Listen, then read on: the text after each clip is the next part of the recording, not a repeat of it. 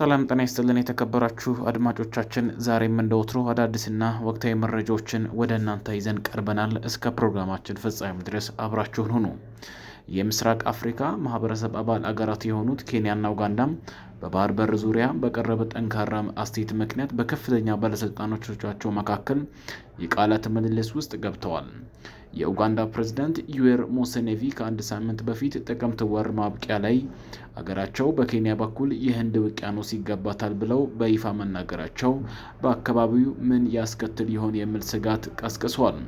የፕሬዝዳንቱ ጠንከር ያለ ጥያቄንና ፈርጣማ አቋምን ተከትሎ አንዳንዶች በምስራቅ አፍሪካ ሀገሪቱ መካከል ወደፊት ግጭት ሊቀሰቅስ ይችላል እያሉ ነው። ፕሬዝዳንት ሙሴቬኒ ይህንን የተናገሩት ቅዳሜ ጥቅምት 29 2018 ዓ.ም በሰጡትና በሀገሪቱ የቴሌቪዥን ጣቢያ በተላለፈው ቃለ መጠይቃቸው ላይ ነው። ቃለ ምልልሱ የተካሄደው የምርጫ ቅስቀሳ እያደረጉ በነበረበት በአገሪቱ ምስራቃዊ ክፍል በምትገኘው ሞምባሌ ከተማ ነበር። ፕሬዝዳንቱ በቃለ መጠይቃቸው ላይ የምስራቅ አፍሪካ ማህበረሰብ የመከላከያና የምጣኔ ሀብት ጥንካሬ ውህደትን ባብራሩበት ወቅት የባህር በር ባለቤትነት ጉዳይን አንስተዋል።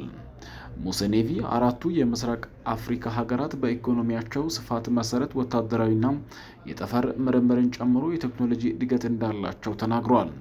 አፍሪካ እንዴት ራሷን መከላከል ትችላለች? የምጣኔ ሀብት ውህደት ኢኮኖሚውን ያግዛል ሲሉ ተናግረዋል። ፕሬዝዳንቱ ይህንን በተመለከተ ሲናገሩ ማብቂያ የሌለው ንግግር ከኬንያ ጋር አድርገናል፣ በባቡር መስመር፣ በነዳጅ ማስተላለፊያ ግንባታ። ምክንያቱም አገራችን በተፈጥሮ የባህር በር የላትም፣ ነገር ግን ውቅያኖስ ለእኛም ይገባል። ምክንያቱም የኔ ውቅያኖስ የታለ? ያ ውቅያኖስ ይገባኛል። ወደፊት ጦርነት ይኖራል። ወደፊት ወደ ጦርነት መግባታችን አይቀርም። ይህ የሙሴቬኒ አስተያየት በኬንያ ውስጥ በማህበራዊ ሚዲያ መድረኮችና በመደበኛ መገናኛ ብዙሃን ላይ የውይይትና የዘገባ ምንጭ ከመሆን አልፎ ቁጣንም እያስተናገደ ነው። በኬንያ የውጭ ጉዳይ ሚኒስቴር ከፍተኛ ባለስልጣን የሆኑት ኮደር ሲንጎይ በሰጡት ምላሽ አገራቸው በዓለም አቀፍ ሕግ እንዲሁም የግዛት መብትና የተፈጥሮ ሀብትን ለሚመለከቱ የሕግ ማዕቀፎች እንደምትገዛም በመጥቀስ የኡጋንዳ መሪ ሀሳብ ከሕግ ውጭ መሆኑን አመልክተዋል።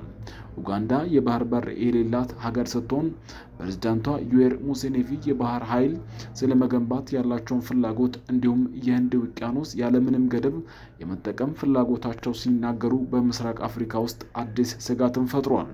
ሙሴቬኒ ኡጋንዳ በባህር ዳርቻ ከሚገኙ ጎረቤቶች ኬንያና ታንዛኒያ ጋር ወጥ በሆነ መልኩ የባህር በር ላይ መብት እንዳላት በመግለጽ ያም የማይቻል ከሆነ ወታደራዊ እርምጃዎችን ሊኖሩ እንደሚችሉም ፍንጭ ሰጥተዋል። የኔ ባህር የህንድ ውቅያኖስ ነው ያሉት ሙሴቬኒ አገሪቱ ያላትን የወደብ ማግኘት ጥያቄ ፍለጋም ከዲፕሎማሲ ይልቅ የብሔራዊ መብት ጉዳይ አድርገው አቅርበዋል። እንዲሁም ውቅያኖሶችና ወደቦች መላውን አህጉር ማገልገል አለባቸው በማለት አንዳንድ የባህር በር ያላቸው ሀገራትን በራስ ወዳድነት አስተሳሰብ ተችተዋል። ሙሴቬኒና ፕሬዝዳንት ዊሊያም ሩቶ ከ2024 ጀምሮ ከምዕራብ ኬንያ ኤልዶሬት ተነስቶ የኡጋንዳ ዋና ከተማ ካምፓላ የሚደርስ የነዳጅ ማስተላለፊያ ለመዘርጋት ንግግሮች አድርገዋል። በመጋቢት 2024 ኬንያ የኡጋንዳ ብሔራዊ ነዳጅ ድርጅት የኬንያ ነዳጅ ማስተላለፊያ በመጠቀም በሞምባሳ ወደብ በቀጥታ የተጣራ ፔትሮሊየም እንዲያስገባ ፈቃድ ሰጥታለች። የዚህም ውሳኔ ዓላማ የነበረው በኡጋንዳ ያለውን የነዳጅ ዋጋ ዝቅተኛ ማድረግ ነበር።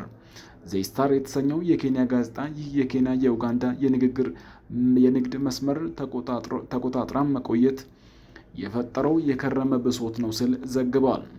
በኬንያ የኡጋንዳ የንግድ መስመሮች በመቆጣጠር ላይ ያለውን ጥልቅ ብስጭት የሚያንጸባርቁ ናቸውም ብለዋል። አክሎም የክልላዊ ውህደት ጥሪዎችን ሲያቀርቡ የነበሩ ፕሬዝዳንት ሙሴቬኒ ድምፀታቸው መቀየሩ ትዕግስት ማጣታቸውንና በኬንያ ላይ የከረመ ስጋቶች እንዳላቸውም ያሳያል ብለዋል። በተጨማሪም አስተያየታቸውን ከኤልዶሬት እስከ ካምፓላ ያለ የነዳጅ ማስተላለፊያ መስመር ዝርጋታና እንደ ሚኮንጎም ደሴት ባሉ የቆዩ ውዝግቦች ላይም ውጥረት መኖሩን ያሳያል። ሌሎች የኬንያ ጋዜጦች ይህን የፕሬዝዳንቱ ንግግር የመጣው ኬንያ የኡጋንዳ የንግግር መስመር ተቆጣጥራ መቆየት የፈጠረው የከረመ ብሶት ነው ሲሉ ዘግበዋል። ኡጋንዳ የባህር በር የሌላት ሀገር ስትሆን ፕሬዝዳንቷ የባህር በር ስለማግኘት የሰጡት አስተያየት በባህር በር የማግኘት ጉዳይ ወደፊት ከኬንያ ጋር ጦርነት ልትገባ ትችላለች የሚል ፍራቻም ቀስቅሷል።